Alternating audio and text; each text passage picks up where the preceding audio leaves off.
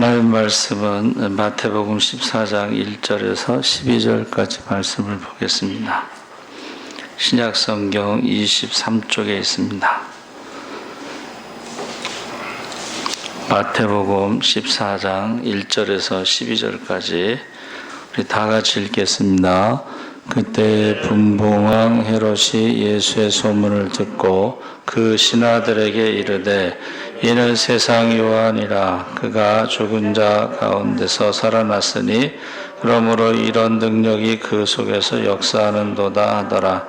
전에 헤롯이 그 동생 빌립의 아내 헤로디아의 일로 요한을 잡아 결박하여 옥에 가두었으니 이는 요한이 헤롯에게 말하되 당신이 그 여자를 차지한 것이 옳지 않다 하였음이라. 헤롯이 요한을 죽이려 하되 무리가 그를 선지자로 여김으로 그를 주려 하더니 마침 헤롯의 생일이 되어 헤로디아의 딸이 연석 가운데서 춤을 추어 헤롯을 기쁘게 하니 헤롯이 맹세로 그에게 무엇이든지 달라는 대로 주겠다고 약속하거늘 그가 제 어머니의 시킴을 듣고 이르되 세례 요한의 머리를 소반에 얹어 여기서 내게 주소서 하니 왕이 근심하나 자기가 맹세한 것과 그와 함께 앉은 사람들 때문에 주라 명하고 사람을 보내어 옥에서 요한의 목을 베어 그 머리를 소반에 얹어서 그 소녀에게 주니 그가 자기 어머니에게로 가져가니라. 요한의 제자들이 와서 시체를 가져다가 장사하고 가서 예수께 아뢰니라. 아멘. 할렐루야. 네, 잘 오셨습니다. 감사합니다. 3층에서도 예배 드리신 분도 할렐루야 할 때 아멘 하시기 바랍니다. 제가요, 우리는 CCTV가 있잖아요. 그래서 이거를 보면은요, 3층에서 예배 드리는 모습이 나와요. 예. 그래서 3층에 계신 분들도 예배를 열심히 드리시기 바랍니다. 그 세례 요한의 순교라는 제목으로 말씀을 드리는데, 집에서 온라인으로 예배 드리시는 분들도 인증사진을 찍어서 카톡에 올려주시고, 또 뭐 어느 교회는 헌금도 하라고 그러는데 그렇게 하는 게 맞다고 생각은 합니다. 세례 요한의 순교, 마태복음 5장에서 13장까지 예수님의 사역이 소개되고 있습니다. 그리고 갑자기 14장에서 세례 요한의 이야기가 나옵니다. 이것을 영화로 말하면 과거를 회상하는 장면, 영화 용어로 플래시백이라고 하는데, 지금 우리가 13장까지 예수님의 사역을 보다가 갑자기 다시 3장으로 돌아가서, 이전으로 돌아가서 세례 요한에 대해서 지금 이야기하고 있습니다. 그래서 예수님 당시 종교 지도자들은, 사회 지배층에 있는 사람들은 예수님을 그렇게 환영하지 않았습니다. 왜냐하면 기사와 이적을 행할 때에 그것도 두려운데 사람들이 예수님을 너무 많이 따랐기 때문에 환영하지 않았고, 주로 예수님과 세례 요한이 외쳤던 것을 회개하라! 천국이 가까웠다. 근데 그 말 듣고서 좋아할 사람이 없죠. 세례 요한은 좀 더 과격했던 것 같아요. 이 독사의 자식들아. 그러면 기분 좋을 사람이 누가 있겠어요, 그렇죠? 그래서 1절에 보면요, 예수님의 소문이 왕궁에까지 퍼졌는데 분봉왕 헤롯이 예수님의 소문을 듣고 몹시 불안하고 두려워하면서 세례 요한이 살아났다. 이렇게, 그러니까 헤롯의 그 심리적인 상태가 두려움이었다는 것이죠. 사람이 죄 짓고는 못 산다고 선지자의 목을 벤 헤롯이 예수님의 소문만 듣고도 세례 요한이 살아나온 것이 아닌가 하고 불안에 떨고 있었습니다. 그래서 우리가 세례 요한은 어떤 사람이었는가? 말라기 3장 2절에 메시아가 이 땅에 오시는데 그 오시기 전에 주의 길을 예비하는 사람이다. 그렇게 예언됐습니다. 그것이 마태복음 11장 11절에 여자가 낳은 자 중에 세례 요한보다 큰 이가 일어남이 없다. 그래서 세례 요한은 말라기에 예언된 엘리야라고 말하고 있습니다.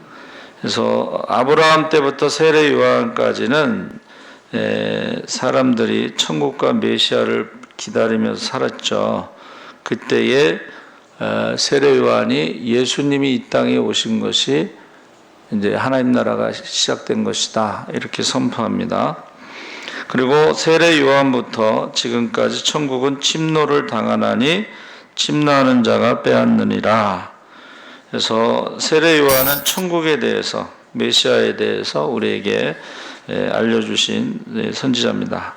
그의 탄생을 보면 제사장 사가랴와 엘리사벳의 아들로 이 나이가 많아서 이제 아기를 가질 수 없는 나이인데 그 성경에 보면 참 유머가 있어요. 그게 뭐냐면 사가랴에게 천사가 뭐라 그랬어요? 사가랴야, 내 기도가 응답되었느니라. 그러니까는 기도해놓고도 믿을 수가 없으니까는 의심을 했잖아요. 그랬더니 그 응답되는 징조가 벙어리, 그 아들이 태어날 때까지 벙어리가 되고 그 아들의 이름을 요한이라 해라. 그 사가랴 제사장 집안에는 요한이라는 이름을 쓰지 않습니다. 그러니까 사람들이 서판에 요한이라고 쓰니까는 우리 집안에는 이 이름을 쓰지 않는데 하고 이상하게 생각했다고 그랬죠. 헤롯과 세례 요한의 가문을 비교하면 헤롯은 이제 분봉왕이라고 그래서 유대 땅을 몇 주로 나눠서 한 지역을 통치하는 왕인데 갈릴리와 베레아 지역을 통치한 분봉왕이죠. 헤롯의 가문은 왕가인데 우리가 성경에 헤롯이 나오는데 헷갈릴 때가 있어요. 왜 그러냐면 헤롯 대왕은 할아버지. 그 할아버지가 누구냐면 예수님이 탄생할 때에 동방박사가 꿈에 도망가라 그래서 도망가니까는 베들레헴에 있는 2살 이하의 아이들을 20-30명을 죽인 왕이 헤롯 대왕인데 헤롯 대왕은 사람을 가장 많이 죽였어요. 신약성경에. 그래서 부인도 죽이고 장모도 죽이고 뭐 주변에 있는 인물들을 많이 죽였어요. 그 사람이 헤롯 대왕이고 그 아들이 안티바스, 헤롯 안티바스인데 오늘 읽은 세례 요한을 죽인 사람이에요. 안티바스. 그 다음에 그 손자 헤롯 아그리파 1세는 야고보 사도를 죽인 거예요. 사도행전 12장에. 그러니까 우리가 베들레헴의 아이들을 죽이는 헤롯 대왕이 있고 그 다음에 세례 요한을 죽인 안티파스가 있고 그 다음에 야고보 사도를 죽인 아그리파 1세가 있다. 그러니까 결국은 그 헤롯 집안은 사람을 많이 죽이는 그 권력을 유지하기 위해서 사람을 많이 죽인 가문이었고 요한의 가문은 제사장의 가문이었다. 그런데 그 제사장의 가문으로 요한은 광야에서 약대 토롯을 입고 메뚜기와 석청을 먹으며 살았고 헤롯은 궁궐에서 부귀영화를 누렸죠. 그런데 문제는 궁궐에 있었던 헤롯은 세례 요한을 두려워하고 세례 요한을 죽인 다음에 늘 두려움 가운데 불안 가운데 한마디로 말하면 정신병자로 사는 것입니다. 누가 그러면 천국이냐? 누가 하나님 나라의 주인이냐? 두려워하는 마음은 하나님이 주시는 것이 아니라고 그랬습니다. 하나님 주시는 것은 능력과 사랑과 근신하는 마음이라고 했죠. 그래서 결국은 하나님 나라는 먹는 것과 마시는 것이 아니고 오직 성령 안에서 의와 평강과 희락이라. 로마서 14장 17절에 세례 요한의 사명이 무엇이냐면 말라기 4장 5절에 메시아의 길을 예비하는 준비하는, 그래서 세례 요한이 엘리야의 심령으로 먼저 온 사람, 마태복음 11장 14절에 성경이 증언하고 있습니다. 그래서 너는 누구냐 했을 때요, 세례 요한이 참 멋있는 말을 했어요. 나는 광야에 외치는 자의 소리다. 광야에 외치는 자의 소리다. 잠시 왔다가 가는 그런 바람과 같은 존재다. 그렇지만 그의 사명을 다한 것이죠. 자, 그러면 세례 요한을 죽인 헤롯 가문은 우리가 읽은 대왕의 세 아들이 있는데 안티바스, 그 다음에 빌립이 동생이 있었어요. 근데 그 빌립의 아내를 빼앗자 이를 책망하고 세례 요한은 옥에 갇힌 것이죠. 그래서 우리가 본문 말씀대로 1절 2절에 보면 이런 권능이 그 속에서 운동하는도다. 자기의 죄를 책망한 세례 요한을 두려워한 것은 사람들이 그를 선지자로 여겼기 때문입니다. 그 헤롯은 아내가 10명이 있었는데 그 10명의 부인을 통해서 많은 아들을 낳았어요. 헤롯 대왕이 그 중에 안티바스, 빌립, 아켈라오라고 그랬는데 이 빌립이 이제 둘째 아들이죠. 그런데 세례 요한이 죽은 것은 그 4절에 나온 헤롯을 책망했기 때문이다. 인기가 굉장히 좋았죠. 그런데 그리고 나서 죄책감으로 살아가고 있었어요. 그래서 우리가요, 왕으로 살아가도 그 권력이, 정신병이 걸렸을 때 권력이 무슨 소용이 있고 돈이 무슨 소용이 있겠습니까? 어떤 사람이 행복한 사람이에요? 시편 32편 1절에 허물의 사함을 얻고 그 죄의 가리움을 받은 자는 복이 있다. 예수의 피로 씻김받아 죄에서 사함받고 자유인이 되고 진리가 너희를 자유케 하리라. 그가 행복한 사람이다. 그래서 헤롯과 요한을 비교할 수가 있습니다. 그래서 3절 4절에 헤롯이 동생 빌립의 아내 헤로디아의 일로 요한을 잡아 결박하고 옥에 가두었는데 그 요한이요 3년 정도 공생의 기간에 1년 반은 세례를 주고 1년 반은 감옥에 있다가 이제 순교를 합니다. 그래서 그 크게 번민하면서도 죽이지 못하고 있었는데 이제 그 헤로디아가 음모를 꾸미는 거예요. 원래 헤롯 안티파스는 아람 왕의 딸 아제라스 공주와 결혼했는데 부인이 있었어요. 근데 그 헤로디아가요 권력의 욕심을 가지고 이혼해라. 나도 이혼할 테니까. 그리고 결혼한 거예요. 이미 그 살로메라는 큰 딸이 있었죠. 그래서 그것을 계속 세례 요한이 책망하고 공격을 하니까 감옥에 가뒀는데 그래도 헤로디아는 세례 요한을 죽여야 되겠다는 생각을 가지고 있었죠. 그래서 그 음모의 그 잔치가 바로 헤롯의 생일 잔치인데 살로메가 이제 막 그 살사 춤을 췄다고 하는데 뭐 이렇게 배꼽춤인가 뭐 그런 거 있잖아요. 거기에 이제 너무 좋았나 봐요, 헤롯이. 그래서 내 소원을 다 들어주겠다. 나라의 절반이라도 주겠다. 이렇게 이제 약속을 한 거예요, 사람들 앞에서. 그때에 그 살로메가요, 그 사실을 어머니한테 가서 이야기를 해요. 나라의 절반이라도 주겠다고 했다.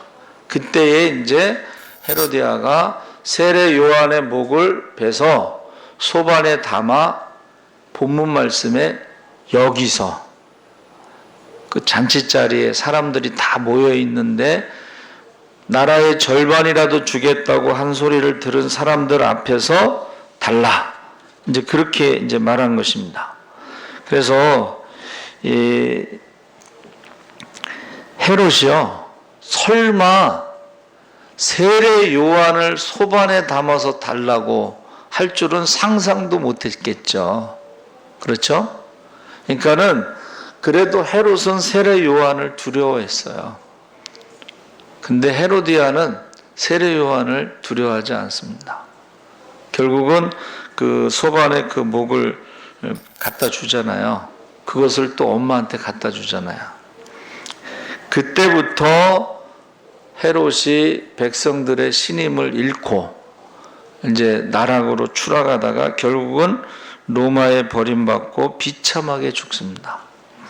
그래서 저와 여러분이 지금 요한이 두려워한 것은 헤롯의 칼을 두려워하지 않았고 감옥에 가는 것이나 죽임을 당하는 것 역시 두려워하지 않았습니다.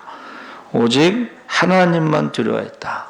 그래서 마태복음 10장 28절에 몸과 영혼을 지옥에 보내는 자를 두려워했습니다. 그리고 하나님이 주신 양심의 소리를 분명히 외쳤어요. 아무도 헤롯의 이야기에 대해서 말하지 않을 때 너 그 하나님 앞에 큰 범죄다. 동생의 아내를 빼앗는 것도 큰 범죄고, 그렇죠? 근친상간이고, 또 그 부인과 아람의 공주와 이혼한 것도 큰 범죄입니다. 그래서 결국은 나중에 아람이라는 나라가 자기 공주를 이혼시켰으니까 쳐들어와서 이스라엘 백성들을 많이 죽여요.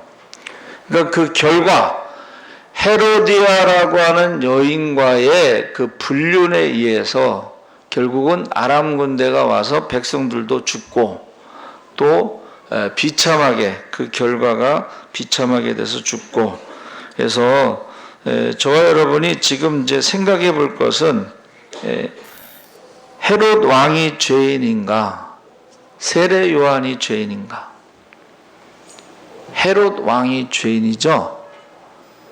그리고 세례 요한은 죄가 없습니다. 태어날 때부터 나시린으로 살았기 때문에 술 한 모금 마시지 않은 사람이에요. 그렇죠? 그런데 죄인이 죄 없는 자를 죽인 거죠. 예수님도 마찬가지예요. 예수님도 사람들이 십자가에 못 박으라고 선동을 했죠. 그때 본디오 빌라도가 뭐라 그랬어요? 이 사람은 죄가 없다. 무죄를 선언했습니다. 그 다음에 두 번째 정치적인 타협을 하는데 머리를 쓰는데 명절에는 죄수 한 명을 놓아주니까 바나바와 예수 중에 선택하라. 예수를 선택할 줄 알았더니 바나바를 선택했어요. 바나바를. 그래가지고 그 빌라도의 부인이 이제 유대인인데 그 잘 알고 있잖아요. 율법에 대해서. 근데 하나님이 밤새도록 나를 괴롭혔으니까 당신은 그 여자의 아니 그 남자 예수에 대해서 관여하지 마라. 그러니까 빌라도가 어떻게 손을 씻잖아요. 나는 이 사람의 피에 대해서 난 상관이 없다. 그때 유대인들이 이 피값을 우리와 우리 자손에게 돌려서서 그래서 우리가요 죄인들이 죄 없는 세례 요한을 죽이고 죄인들이 죄 없는 예수님을 죽인 것에 대해서 그렇게 끝나지 않는다는 거예요. 죽음으로 끝나지 않는다. 그래서 세례 요한이 죽은 다음에도 헤롯이 계속 번민했고 두려움 가운데 고통을 느끼며 살았죠. 그래서 그 헤로디아가요, 그 권력의 욕심을 부려서 결국 자기 남편을 버리고 또 남의 가정을 이혼시키고 자기가 거기 들어간 거잖아요. 근데 살로메도 마찬가지라고 그래요. 살로메도 첫 번째 결혼했다가 권력을 위해서 이혼하고 또 다른 사람과 결혼하는 그런 모습을 기록하고 있습니다. 그래서 그런데 여기서요 마태는 세리인데 공부 많이 한 사람이라서 그런지 머리가 비상해요. 헤롯의 생일 잔치와 세례 요한의 순교 그 다음에 바로 오병이어의 기적을 기록하고 있습니다. 그러니까 성경은 시간순이 아니고 사건을 이렇게 배열하는데 보세요. 헤롯 궁궐의 잔치는 결국 세례 요한을 죽이려는 음모, 피해 잔치였고, 오병이어의 잔치는 광야에서 예수님의 말씀을 듣는 사람들에게, 여러분 광야에서 모인 사람들 5,000명이 먹고 12강조리가 남았다. 근데 그 사람들이 남녀를 뺀 것이 5,000명이니까 한 2만 명 정도 된다고 보면, 그 사람들이 어떤 사람들이에요? 가난한 사람들이에요. 왜 가난하냐? 도시락을 못 사온 사람들. 근데 말씀 때문에 하루 종일 있었던 사람들. 헤롯의 궁궐에는 부귀 영화를 누리는 사람들. 헤롯의 죄에 대해서 한마디도 안 하는 사람들. 오병이어의 그 잔치, 하나님 나라의 잔치에는 정말 가난한 사람들이 말씀 때문에 하루 종일 있다가 예수님께서 그들을 그냥 보내지 않으시고 책임지시는 모습. 자, 헤롯 궁궐의 그 죄악 가운데, 피해 음모 가운데 그 맛있는 거 먹고 춤추고 이런 것과 오병이어의 기적으로 보리떡 5개와 물고기 2마리로 한 2만여 명이 먹고 12강조리가 남았을 때의 그 하나님 나라의 잔치와 마태는 딱 비교를 하고 있는 것입니다. 여러분, 권력의 중심의 죄악 가운데 하는 잔치, 사람을 죽이는 음모가 있는 잔치와 하늘 문을 열어 정말 매일 만나를 먹이신 그 하나님의 능력으로 2만여 명이 먹고 12강조리가 남았을 때의 그 하나님 나라의 잔치와 비교를 할 때에 헤롯의 그 잔치는 비교할 수 없는 것입니다. 그래서 오병이어의 기적이 나타난 후에 사람들이 예수님을 임금으로 삼고자 했다. 그렇죠? 그러니까 지금 우리는 그냥 늘 듣는 말 같지만은 이거는 그들에게는 처음 경험하는 엄청난 충격이고, 하나님 나라는 이 능력으로 나타난다. 하나님 나라는 축복으로 나타난다. 하나님 나라는 예수님이 책임지신다 하는 이런 것들을 경험하는 것을 마태는 지금 비교하고 있는 것입니다. 그래서 지금 우리나라가요, 어떤 분이 지금 우리가 예배 드리는 것은 비대면 예배가 10월 4일까지인데 교회 협의회하고 협의를 해서 300명 이상은 50명, 300명 미만은 20명, 또 공간을 다르게 하면은 또 20명, 또 시간을 다르게 하면 20명, 40명 이렇게 예배 드릴 수 있다 그랬는데, 어떤 사람이 거기다가 글을 올렸어요. 굴욕적인 예배. 그러니까 나라에서 드리라고 하는 대로 드리고, 드리지 말라 하면 드리지 않고, 숫자도 정해주고, 이상한 예배를 우리가 지금 드리고 있다. 굴욕적인 예배, 굴욕을 느끼지 못하는 것은 좀 생각해 봐야 된다는 것입니다. 그러니까 지금 헤롯의 잔치에 참여한 사람들은 전혀 죄에 대해서 인식하지 못하고 하나님을 두려워하지 못하는 사람들의 모습이고, 오병이어의 기적은 도시락 하나 싸올 수 없는 가난한 자들이지만 하나님의 말씀을 사모해서 모이고 예수님께서 그들을 책임져 주시는 그런 모습인 것입니다. 그래서 나중에 이제 평가가 있어요. 요한은 죽었지만 요한에 대해서 여자가 낳은 자 중에 세례 요한보다 큰 이가 일어남이 없도다. 여자가 낳은 자 중에 세례 요한이 가장 큰 자라고 평가를 했어요. 정말 인생을 짧고 굵게 살았죠. 두 번째, 헤롯에 대한 평가는 누가복음 13장 32절에 주님은 헤롯을 가리켜 여우라고 평했습니다. 흔하지 않은 표현인데 예수님이 사람을 동물에 비유하고 직접 하신 경우가 없습니다. 여우라는 표현에는 헤롯의 모습, 교활하고 더러운 욕심에 가득 찬 수단과 방법을 가리지 않고 자기의 욕심을 채우는 인간으로 묘사한 것입니다. 그래서 세례 요한은 이 세상에서는 보상받은 게 하나도 없어요. 그렇죠? 이 세상에서는 보상받은 게 하나도 없습니다. 헤롯은 비참하게 죽었어도 누릴 건 다 누렸던 사람이에요. 그리고 죄라는 죄는 다 지어보고 죽일 사람은 다 죽인 사람이에요. 헤롯 가문은. 그래서 그 나중에 평가가 그것이 영원하다는 거예요. 그러니까 사실 우리 사도신경에 빌라도에게 고난을 받으사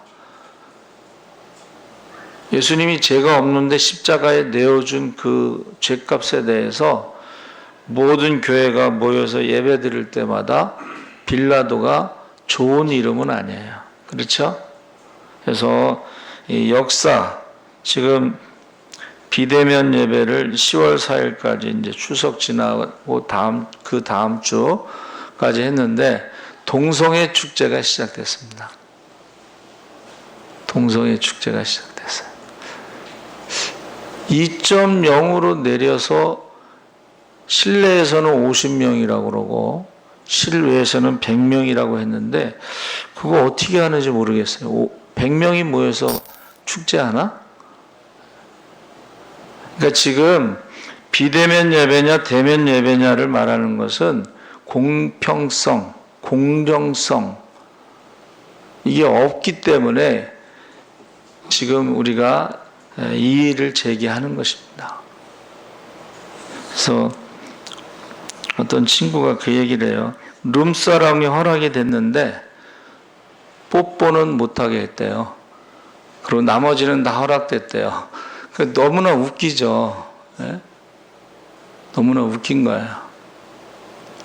그러니까 저와 여러분이요, 세례 요한의 사명을 가진 사람은 거기에 그거를 얘기를 해야 돼요. 의사협회 그 최대집인가 그 사람이 뭐라 그랬어요? 모든 책임은 내가 지겠다. 내가 감옥에 가겠다. 결국은 없던 일로 하고 돌아갔잖아요. 예, 그런데 교회는 그런 사람이 없어요. 모든 책임은 내가 지겠다. 내가 감옥에 가겠다. 그런 사람이 없어요. 순교자가 없어요. 세례 요한과 같은 사람이 없어요. 그래서 저와 여러분이 지금은 우리가요 세례 요한과 같은 순교자도 있어야 되죠. 그렇죠? 근데 교회에 그런 순교자가 없기 때문에 자신들이 하는 게 옳다고 생각해요. 그 불법을 행하면서 죄를 지으면서도 전혀 죄책감을 느끼지 못하고 회개하지 않습니다. 그래서 나온 말이 내가 하면 로맨스고 남이 하면 불륜이다는 말이 나오는 거예요. 그래서 나중에 다 역사가 심판할 것입니다. 그래서 저는 그 노무현 대통령이 왜 죽었을까? 열린 우리당에서 버렸어요. 열린 우리당에서 버려서 재판을 받게 된 거고 그래서 죽은 거예요. 박근혜 대통령이 왜 탄핵을 당했을까? 김무성 이하 그들이 버린 거예요. 그들이 탄핵에 동조를 안 하면 탄핵 받을 수가 없어요. 숫자적으로. 그러니까 그들이 버렸기 때문에 박근혜 대통령이 탄핵을 당한 거예요. 문재인 대통령도 틀림없이 버림받을 겁니다. 그게 정권의 속성이에요. 문재인 대통령이 정권의 버림을, 정당의 버림을 당하면 그 다음부터 우리나라는 모든 대통령들이 다 감옥에 가는 나쁜 전례가 전통이 계속 이어지는 거예요. 그래서 저는 문재인 대통령이 좀 불쌍하다. 얼마나 스트레스 많이 받겠어요. 그리고 나중에 정치적인 생리에서 버림당할 거를 생각하면 참 안타깝습니다. 여러분, 대통령을 위해서도 기도해 주시고 나라와 민족을 위해서도 기도해 주시고 교회를 위해서도 기도해 주시기 바랍니다. 아멘. 살아계신 하나님 아버지, 세례 요한은 죄가 없습니다. 태어날 때부터 나실인이었습니다. 그러나 헤롯 가문은 대왕으로부터 시작해서 많은 사람들을 죽인 가문입니다. 헤롯의 잔치는 선지자를 죽이는 음모가 있는 피해 잔치였고, 예수님의 잔치는 오병이의 기적이 나타나는 잔치였습니다. 하나님, 이 시대에도 우리가 하나님의 음성을 들을 수 있게 하시고 피해 잔치에 부귀영화를 누리는 자들을 우리가 불쌍히 여기게 하시고 우리는 생명을 살리는 예수님의 잔치에, 말씀 잔치에 참여하는 자들이 되게 하여 주시옵소서. 감사하며 예수님의 이름으로 기도하옵나이다. 아멘. 광고 말씀은 대면 예배, 아까 말씀드렸죠. 300명 이하